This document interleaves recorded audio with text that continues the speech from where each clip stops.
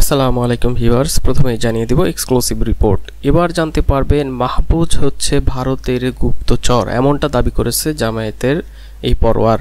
শুধু তাই নয়, মাহফুজের সেই উক্ত বক্তব্যের ঘটনাকে কেন্দ্র করেও জামাতের বিবৃতি দেওয়া হয়েছে। এই উপদেষ্টা মাহফুজ কিভাবে গুপ্তচর হলো, কি বা বক্তব্য দিয়েছেন যার প্রেক্ষিতে জামায়াত এত বড় একটি অ্যাকশনে গেল, এ নিয়ে থাকছে এক্সক্লুসিভ একটি রিপোর্ট। এরপর জানিয়ে দেব এবার বিএনপির সাফ হুঁশিয়ারি। বিএনপির মুখ্য নেতা সালাউদ্দিন স্পষ্ট করে বার্তা দিয়েছেন, আমরা নির্বাচনের পরিষ্কার রোডম্যাপ চাই।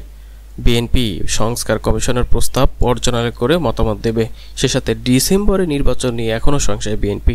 হঠাৎ করে রোডম্যাপ চেয়ে আবারও হুঁশিয়ারি বার্তা দিয়েছেন। কি তথ্য আসলো জানতে পারবেন বিস্তারিত প্রতিবেদনে। এবং সব শেষে আপনাদের জানিয়ে দিব এবার প্রধান উপদেষ্টা এবং পররাষ্ট্র উপদেষ্টা জাতিসংঘ মহাসচিবের সাথে বৈঠক করেছেন। বৈঠকে কি উঠে আসলো বাংলাদেশের বিষয়গুলো নিয়ে, এই সকল বিষয় নিয়ে থাকছে এক্সক্লুসিভিটি রিপোর্ট ভিডিওর শেষ অংশে। এতক্ষণ শুনছিলেন শিরোনাম, এবার বিস্তারিত। মিস্টার মাহফুজ অন্তর্বর্তী সরকারের তথ্য ও সম্প্রচার উপদেষ্টা। মাহফুজ আলম প্রতিবেশী দেশ অর্থাৎ ভারতের গুপ্তচর বলেও দাবি করে হুঁশিয়ারি বার্তা দিয়েছেন। শাহরিয়ার কিবরিয়াদের ভাষায় কথা বলেছেন বলে মন্তব্য করেছেন বাংলাদেশ জামায়াত ইসলামের সেক্রেটারি জেনারেল অধ্যাপক মিয়া গোলাম পারওয়ার। একই সঙ্গে মাহফুজ আলম জামায়াতকে যুদ্ধাপরাধীর সহযোগী ছিল এ সকল বলে যে বক্তব্য দিয়েছেন তার তীব্র নিন্দাও জানিয়েছেন কিন্তু জামায়াত। বিবৃতিতে অধ্যাপক মিয়া গোলাম পারওয়ার বলেন, গত 12ই মার্চ বুধবার অন্তর্বর্তী সরকারের তথ্য ও সম্প্রচার উপদেষ্টাই মাহফুজ আলম তার দীর্ঘ এক ফেসবুক স্ট্যাটাসে জামায়াতকে যুদ্ধাপরাধীর সহযোগী ছিল মর্মে যে মন্তব্য করেছেন, আমি তার তীব্র নিন্দা ও প্রতিবাদ জানাচ্ছি। আমি তার এ ভিত্তিহীন ও মিথ্যা বক্তব্য বিস্মিত। মাহফুজ আলমের বক্তব্যের জবাবে আমি স্পষ্ট ভাষায় জানতে চাই, তিনি জামাত সম্পর্কে ভিত্তিহীন ও অসত্য বক্তব্য দিয়ে একটি প্রতিবেশী দেশের গুপ্তচর কারাবন্দী শাহরিয়ার কবিরদের ভাষায় কথা বলেছেন। জামাতের এই নেতা বলেন, মাহফুজ আলমের স্মরণ রাখা উচিত তিনি একটি অরাজনৈতিক অন্তর্বর্তী সরকারের উপদেষ্টা। সেই কারণে কোনো রাজনৈতিক দলকে টার্গেট করে সমালোচনা ও অসত্য বক্তব্য দেয় কোনো নৈতিক ও বিধিগত অধিকার তিনি রাখেন না। রাজনৈতিক বক্তব্য দিতে হলে রাজনীতির ময়দানে এসে বক্তব্য দেওয়া সমীচীন হবে। তার এই বর্তমান অন্তর্বর্তী সরকারের অরাজনৈতিক চরিত্রকে প্রশ্নবিদ্ধ করেছে। বিবৃতিতে আরও বলা হয়, মাহফুজ আলমের জানা থাকার কথা যে শেখ মুজিবের আমলে যুদ্ধাপরাধীদের জন্য যে তদন্ত কমিশন গঠন করা হয়েছিল তাতে যুদ্ধাপরাধের সঙ্গে জামাতের কারো সংশ্লিষ্টতার কোনো প্রমাণ পাওয়া যায়নি, যে কারণে শেখ মুজিব নিজেই সাধারণ ক্ষমা ঘোষণা করে গ্রেফতারকৃতদের মুক্তি দিয়েছিলেন এবং আত্মসমর্পণকারী পাকিস্তানি সৈন্যদের পাকিস্তানে ফেরত পাঠিয়ে ওই সমস্যার সমাধান করে গিয়েছিলেন। জামাতের সাবেক আমির গোলাম আজম সুপ্রিম কোর্টে মামলা করে নির্দোষ প্রমাণিত হয়েই তিনি তার নাগরিকত্ব ফিরে পেয়েছেন। জামায়াতের সেক্রেটারি জেনারেল বলেন, শেখ হাসিনা ক্যাঙ্গারু কোর্ট বসিয়ে জামাতের নেতাদের বিরুদ্ধে মিথ্যা মামলা দিয়েছিলেন এবং তাদের দলীয় লোকদের দিয়ে মিথ্যা সাক্ষী সাজিয়ে জামাতের নেতাদের যে বিচার করেছিল তা দেশ বিদেশে কোথাও গ্রহণযোগ্যতা পায়নি। শাহবাগে গণজাগরণ মঞ্চ বানিয়ে বিচারপতিদের ভয় দেখিয়ে যে বিচার করা হয়েছে তা ছিল বিচারের নামে একটি প্রহসন। তার প্রমাণ স্কাইপ কেলেঙ্কারি, সাবেক বিচারপতি সুরেন্দ্র কুমার সিনহার বক্তব্য, মাওলানা সাইদির মামলার সাক্ষী সুখরঞ্জন বালিরও বক্তব্য। বিবৃতিতে আরও বলা হয়, ব্রিটিশ সুপ্রিম কোর্টে হাসিনা সরকারের ওই বিচার গ্রহণযোগ্যতা পায়নি। এ থেকে প্রমাণিত হয় 1971 সালে জামাতে নেতাদের যুদ্ধাপরাধীদের সহযোগী হওয়ার অভিযোগ সম্পূর্ণ মিথ্যা ও রাজনৈতিক উদ্দেশ্য প্রণোদিত। মাহফুজ আলমের বক্তব্য সম্পূর্ণ অসত্য, ভিত্তিহীন ও অনুমান নির্ভর।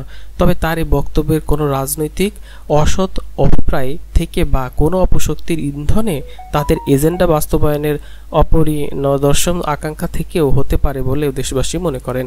তথ্য সম্প্রচার উপদেষ্টার লেখার জবাবে অধ্যক্ষর এই গোলাম পারওয়ার জানান, জামায়াত ইসলামের আহলে সুন্নাহ ওয়াল জামাতের পূর্ণ অনুসারী।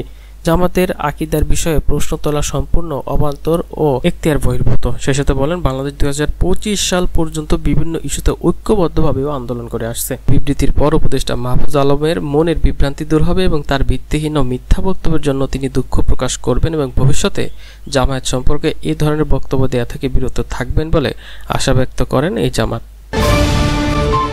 এবার তুলে ধরতে যাচ্ছি মিস্টার সালাউদ্দিন এই বিএনপি নেতার হুঁশিয়ারি বার্তা। আমরা নির্বাচনের পরিষ্কার রোড ম্যাপ চাই, এমন বার্তা দিয়েছেন তিনি। জনকল্যাণমুখী সংস্কারের সঙ্গে বিএনপি একমত জানিয়ে দলটির স্থায়ী কমিটির সদস্য সালাউদ্দিন আহমেদ বলেছেন, সংস্কার আলাপ আলোচনা প্রস্তাব গ্রহণ করা এগুলো চলতে থাকবে, কিন্তু আমাদের জাতীয় সংসদ নির্বাচনের জন্য একটি সিদ্ধান্ত নিতে হবে। সেজন্য আমরা রোডম্যাপ চাই।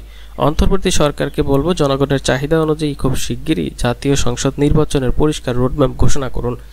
বিএনপির স্থায়ী কমিটির আরেকটি সদস্য মির্জা আব্বাসও এই তথ্য দিয়েছেন, আমরা যদি ইফতারের একটি টেবিলে সবাই একসঙ্গে বসতে পারি তাহলে একসঙ্গে দেশকে এগিয়ে নিতে সমস্যা কি? আমাদের মাঝে কেউ কেউ কৃত্রিমভাবে বিরোধ তৈরি করার চেষ্টা করছে। হিংসা নিয়ে একসঙ্গে এগিয়ে যাওয়াও যায় না। তাই আগামী নির্বাচন নিয়ে আমরা একসঙ্গে কাজ করব। বিএনপি জুলাই অভ্যুত্থানের শহীদদের আকাঙ্ক্ষা ধারণ করে জানিয়ে সালাউদ্দিন আহমেদ বলেন, দেশের সব মানুষ সমর্থন দিয়ে আন্দোলন করছে, তারাও আকাঙ্ক্ষাও ধারণ করে। দেশের মানুষের অধিকার ও স্বাধিকার আন্দোলন এবং গণতন্ত্র প্রতিষ্ঠা ছাত্ররা সবচেয়ে বেশি ভূমিকা পালন করেছে। তিনি বলেন, আন্দোলনে গণ অধিকার পরিষদের নেতাকর্মীদের অনেক অবদান ছিল, নুরুল হক নুরের অবদান ছিল অনেক। সালাউদ্দিন আরও তথ্য দিয়ে বলেন, বিএনপির স্থায়ী কমিটির সদস্য সংস্কার কমিশনের প্রস্তাব কপি বিএনপির হাতে এসে পৌঁছেছে, আমরা পর্যালোচনা করে এর মতামত দেব। সালাউদ্দিন আহমেদ বলেন, সংস্কার একটি দীর্ঘমেয়াদী প্রক্রিয়া, তাই অন্তর্বর্তী সরকারকে আলাপ সংলাপের আলোচনার মাধ্যমে জাতীয় নির্বাচনের রোডম্যাপ দিতে হবে। জুলাই বিপ্লবের আকাঙ্ক্ষাকে ধারণ করে দেশ গঠনে এগিয়ে যেতে সবাইকে ঐক্যবদ্ধ থাকতে হবে। বিএনপি জুলাই অভ্যুত্থানের শহীদদের আকাঙ্ক্ষা ধারণ করে, দেশের সব মানুষ সমর্থন দিয়ে আন্দোলন করেছে, তারাও আকাঙ্ক্ষা ধারণ করে বলে তিনি বক্তব্য দেন। এবং সবশেষে এবার তুলে ধরতে যাচ্ছি, হঠাৎ করে জাতিসংঘের মহাসচিবের সাথে সাক্ষাৎ করলেন প্রধান উপদেষ্টা ও পররাষ্ট্র সচিব। এখানে কি বিষয় উঠে আসলো? জাতিসংঘের মহাসচিব অ্যান্টোনিও গুতেরেস বাংলাদেশের অন্তর্বর্তী সরকারের প্রধান উপদেষ্টা ডক্টর মোহাম্মদ ইউনূসের সঙ্গে সাক্ষাৎ করেছেন। প্রধান উপদেষ্টার প্রেস উইং জানায়, সাক্ষাৎ শেষে সে প্রধান উপদেষ্টা ডক্টর মোহাম্মদ ইউনূস ও জাতিসংঘের মহাসচিব অ্যান্টোনিও গুতেরেস একই বিমানে কক্সবাজারে ভ্রমণ করবেন। কক্সবাজারের প্রধান উপদেষ্টার প্রফেসর মোহাম্মদ ইউনূস নির্মাণাধীন কক্সবাজার আন্তর্জাতিক বিমানবন্দর ও কুরুশিকল জলবায়ুর উদ্ধারের কেন্দ্র পরামর্শ দেবেন। পরিদর্শন শেষে প্রধান উপদেষ্টা জাতিসংঘের মহাসচিব অ্যান্টোনিও গুতেরেস এবং প্রায় 1 লাখ রোহিঙ্গা শরণার্থীর সাথে ইফতারে যোগ দেবেন। দুর্যোগ ব্যবস্থাপনা মন্ত্রণালয়ের দায়িত্বপ্রাপ্ত উপদেষ্টা ফারুক আজম কক্সবাজার জাতিসংঘ মহাসচিবকে স্বাগত জানাবেন। জাতিসংঘের মহাসচিব বিমানবন্দর থেকে সরাসরি উখিয়ায় যাবেন। সেখানে তিনি রোহিঙ্গা লার্নিং সেন্টার, রোহিঙ্গাদের সাংস্কৃতিক কেন্দ্র ও পাটজাত পণ্যের উৎপাদন কেন্দ্র পরিদর্শন করবেন। এই সকল বিষয় তার সাথে হবে এবং পররাষ্ট্র উপদেষ্টার সঙ্গেও তিনি সাক্ষাৎ করেছেন। পররাষ্ট্র উপদেষ্টা তৌহিদ হোসেনের সঙ্গেও দ্বিপাক্ষিক বৈঠকে মিলিত হয়েছে জাতিসংঘের মহাসচিব অ্যান্টোনিও গুতেরেস।